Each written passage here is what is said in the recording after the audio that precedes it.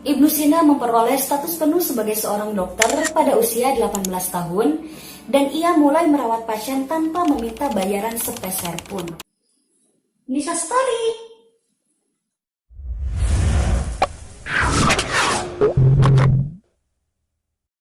Assalamualaikum warahmatullahi wabarakatuh. Bagaimana kabar kalian semuanya?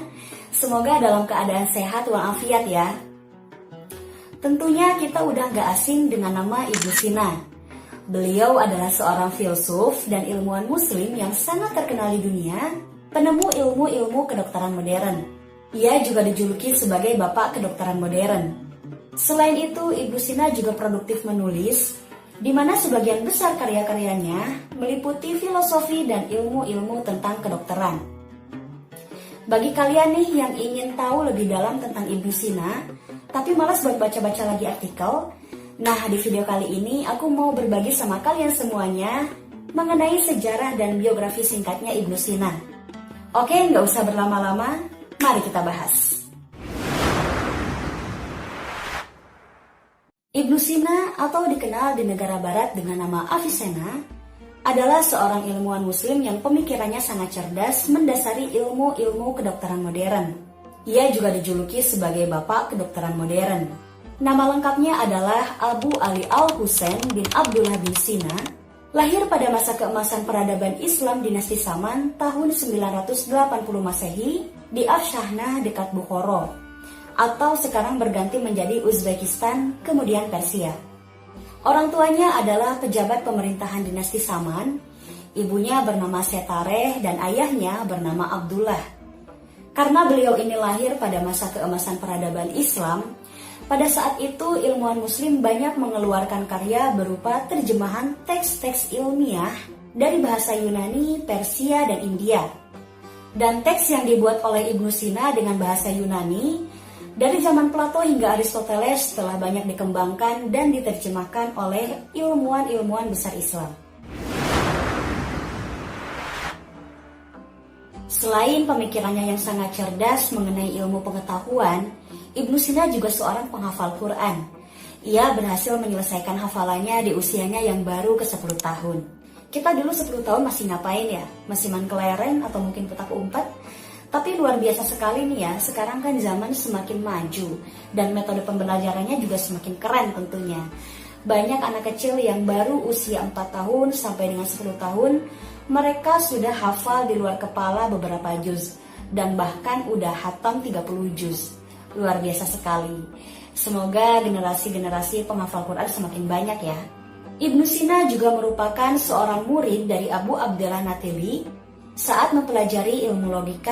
Lalu ia juga mempelajari metafisika Plato dan Aristoteles. Sejak kecil, Ibnu Sina ini sudah haus akan ilmu pengetahuan. Ilmu apapun dia lahap. Dan ia merupakan sosok yang pantang menyerah ketika mengalami kesulitan dalam belajarnya. Pernah nih suatu ketika Ibnu Sina kebingungan dengan teori metafisikanya Aristoteles. Dan pada saat-saat mengalami kesulitan seperti itu, beliau tidak pernah memaksakan pikirannya untuk terus bekerja lebih keras. Justru yang beliau lakukan adalah berhenti sejenak. Setelah itu ia berwudu dan pergi ke masjid untuk sholat dan berdoa kepada Allah Subhanahu wa Ta'ala agar diberikan kemudahan dalam memecahkan masalah-masalahnya dalam belajar. Setelah tenang, beliau kembali lagi belajar dan saat mengalami kesulitan lagi, berhenti sejenak, lalu belajar lagi. Seperti itu seterusnya sampai akhirnya beliau bisa mendapatkan jawaban dari kebingungan tersebut. Ia belajar pengobatan di usianya yang ke-16 tahun. Dan beliau tidak hanya mempelajari tentang ilmu kedokteran saja, tapi juga menemukan metode baru pengobatan. Ibnu Sina memperoleh status penuh sebagai seorang dokter pada usia 18 tahun, dan ia mulai merawat pasien tanpa meminta bayaran sepeser pun. Pada saat pemerintahan Samanid sedang menuju keruntuhan, Ibnu Sina terpaksa berpindah-pindah tempat. Yang pertama beliau pindah ke Gurganj dan tinggal selama 10 tahun di sana. Lalu pindah lagi ke Jenazah, kemudian ke Bawad, kemudian pindah lagi ke tempat-tempat lainnya. Beliau berpindah-pindah tempat tidak hanya untuk numpang tinggal atau numpang hidup aja, tapi juga sambil mencari ilmu pengetahuan dari satu tempat ke tempat lain. Dalam sejarah mengenai pemikiran filosofis pada abad pertengahan, beliau mendapatkan penghormatan yang cukup tinggi hingga sampai zaman modern. Ibnu Sina juga seorang filsafat besar Islam yang membuat suatu sistem dengan rinci dan lengkap, di mana lebih mendominasi tradisi filsafat Muslim. Oke, kita masuk ke karya-karyanya Ibnu Sina. Lanjut. Selain seorang ilmuwan, Ibnu Sina juga seorang penulis yang sangat produktif.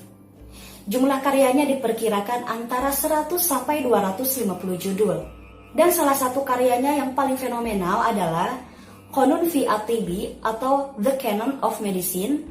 Lalu ada kitab Asy-Syifa dan kitab Mantiq al-Masyriqin atau ilmu logika. Buku-buku yang mengkaji prinsip-prinsip umum kedokteran, pengobatan dan jenis penyakit telah diterjemahkan ke dalam bahasa Latin sejak abad ke-12. Lalu kemudian menyusul diterjemahkan ke dalam bahasa Jerman, Prancis, dan Inggris. Dan hingga saat ini, kitab-kitab tersebut masih menjadi rujukan ilmu kedokteran. Dan karya-karya lainnya yang berkaitan dengan ilmu kedokteran adalah Al-Adwiyah, Al-Qalbiyah, dan Al-Urjuzah fi at-Tibbi. Karya Ibnu Sina yang berjudul Asy-Syifa menjadi semacam ensiklopedia filsafat ilmu kedokteran. Dan dalam bahasa Latin, kitab ini disebut dengan Sanatio. Ibnu Sina juga menguasai berbagai hal, di antaranya fisika, logika, musik, sastra, psikologi, filsafat, dan ilmu politik. Sejumlah karya sastranya berupa puisi, di antaranya puisi Al-Qasidah Al-Muzdawiyah, puisi Al-Qasidah Al-Ainiyah, dan puisi Hai Ibnu Yaqzan. Bahkan dalam dunia filsafat, Ibnu Sina diberi gelar Asy-Syaikh Ar-Ruwais atau guru para raja.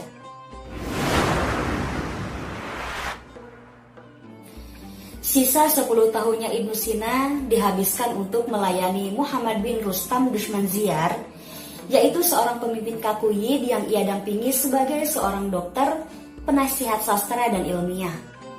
Ibnu Sina diserang sakit kolik parah pada saat di barisan tentara menuju Hamadan, dan ia wafat pada bulan Juni tahun 1037, bertepatan dengan bulan Ramadan di usianya yang ke-58 tahun.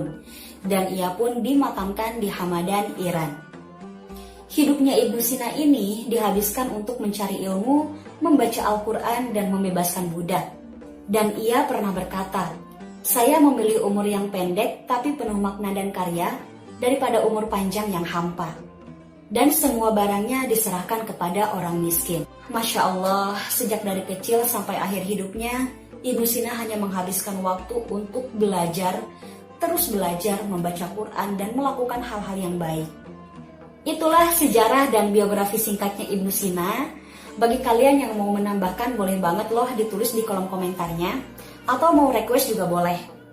Segitu dulu video dari aku, nantikan kisah-kisah selanjutnya di Nisha Story berikutnya. Bye-bye!